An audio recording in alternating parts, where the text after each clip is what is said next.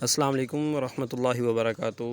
ناظرین، اس وقت میں موجود ہوں دریائے چناب کے کنارے پہ، اور دریائے چناب میں پانی کی جو صورتحال ہے وہ اس وقت بڑی گمبھیر ہے۔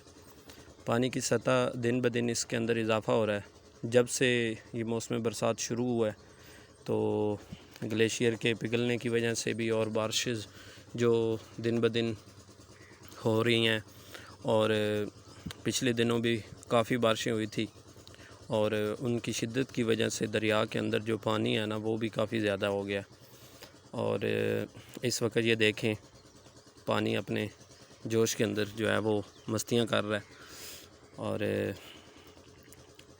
کافی علاقے جو ہیں نا اس نے پانی نے سیراب کر دیے ہوئے ہیں۔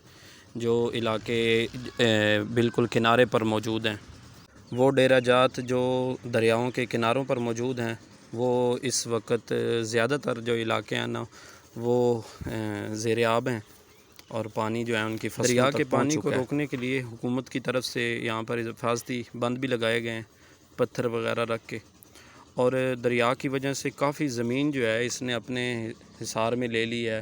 زمین کا کٹاؤ جو ہے وہ بہت زیادہ ہے۔ یہ میں موجود ہوں دریائے چناب کے کنارے پہ۔